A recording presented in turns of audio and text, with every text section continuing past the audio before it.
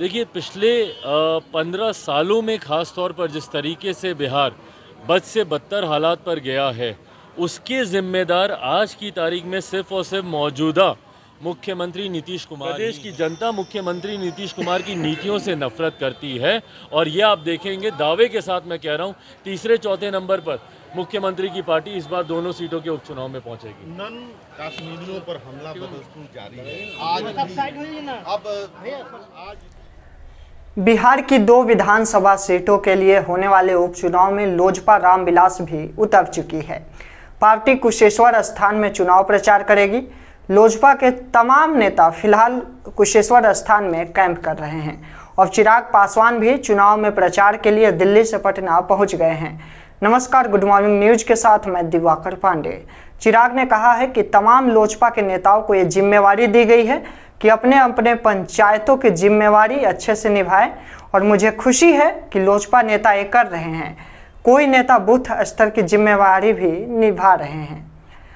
चिराग ने कहा है कि हमारे नेता इस बात को सुनिश्चित करने में लगे हुए हैं इस बार लोक जनशक्ति पार्टी रामविलास की जीत हो, हम लोगों की जीत ही दोनों ही सीटों पर सुनिश्चित हो।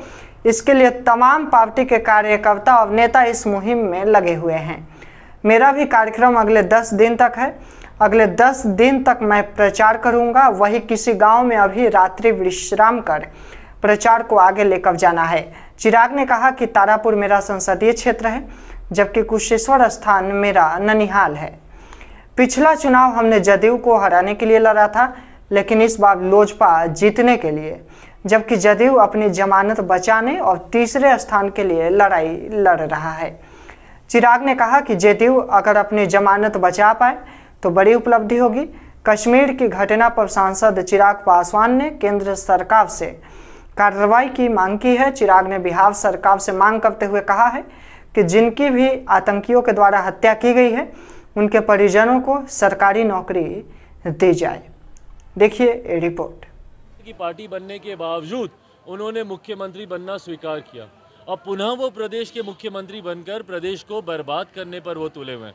भाई एक बात तो सब मानेंगे ना, आप सब भी जानेंगे कि मौजूदा जनादेश मुख्यमंत्री नीतीश कुमार जी को मुख्यमंत्री बनने के लिए तो बिहार की जनता ने कतई नहीं दिया था।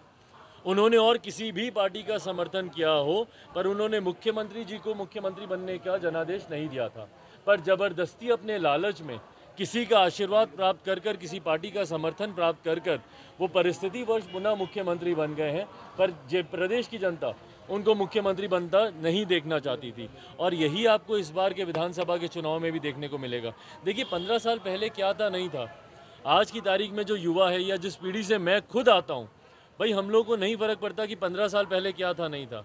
हम लोग को फ़र्क इस बात से पड़ता है कि पिछले 15 साल से प्रदेश के मुख्यमंत्री नीतीश कुमार जी हैं और उसके बावजूद हर स्तर पर आप देख लीजिए, बेरोज़गारी आपके रहते हुए बढ़ी, पलायन आपके रहते हुए हर साल बढ़ता है। हर साल बिहारी युवा दूसरे प्रदेशों में जाता है शिक्षा के लिए, रोज़गार के लिए। आप हमारे प्रदेश में रोज़गार देने के लिए आप असमर्थ हैं। आप हमारे प्रदेश में भ्रष्टाचार, कोई ऐसा काम नहीं है बिहार में जो बिना घूस दिए हुए हो। ये मुख्यमंत्री नीतीश कुमार की नाक के नीचे होता है। कोई ऐसा गांव नहीं है जहां पे शिक्षा व्यवस्था या स्वास्थ्य व्यवस्था हो। आप प्राथमिक स्वास्थ्य केंद्र चले जाइए, वहां पर बीपी तक जांचने की मशीन नहीं होती, थर्मामीटर तक नहीं होता। तो ये बदहाली का जिम्मेदार कौन है? मुख्यमंत्री नीतीश कुमार नहीं। अपराध आप देख लीजिए, आए दिन हत्याएं अपहरण हो रही हैं।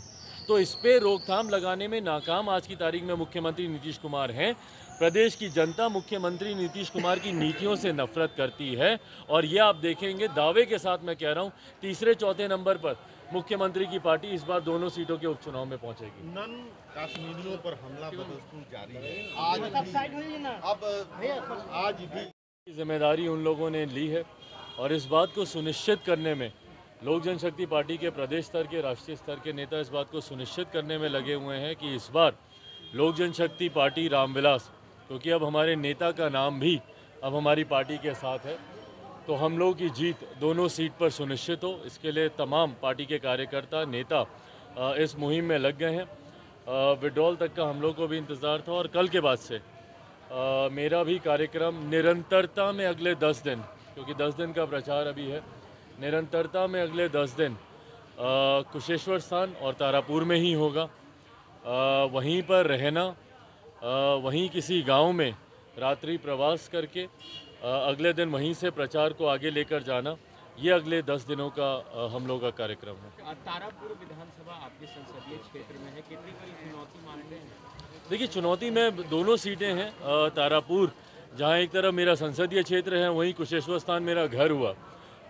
मेरे नेता मेरे पिताजी का ननिहाल है कुशेश्वर स्थान, तो बचपन से वहाँ से भी आना जाना लगा रहा है। साथ ही तारापुर का प्रतिनिधित्व करने का सौभाग्य जमुई लोकसभा का सांसद होने के नाते पिछले 7-8 सालों से मैं निभा रहा हूँ। तो दोनों सीटों से कहीं ना कहीं एक गहरा संबंध मेरा रहा है और मुझे उम्मीद ही नहीं, पूरा विश्वास है। पिछला चुनाव ज़रूर हम लोगों ने जनता दल यूनाइटेड नीतीश कुमार जी की पार्टी को हराने के लिए हम लोगों ने चुनाव लड़ा था और मुझे खुशी है कि एक बड़ी जीत हम लोगों ने उसमें हासिल की थी, जहां मुख्यमंत्री जी की पार्टी को तीसरे नंबर की पार्टी हम लोग बनाने में हम लोग कामयाब रहे थे। पर वहीं ये चुनाव, जहां एक तरफ मुख्यमंत्री जी की पार्टी तो खैर तीसरे चौथे नंबर की लड़ाई वो लोग लड़ रहे हैं, अपनी ज़मानत भी अगर उनका प्रत्याशी बचा पाए तो ये उनके लिए एक बड़ी उपलब्धि होगी।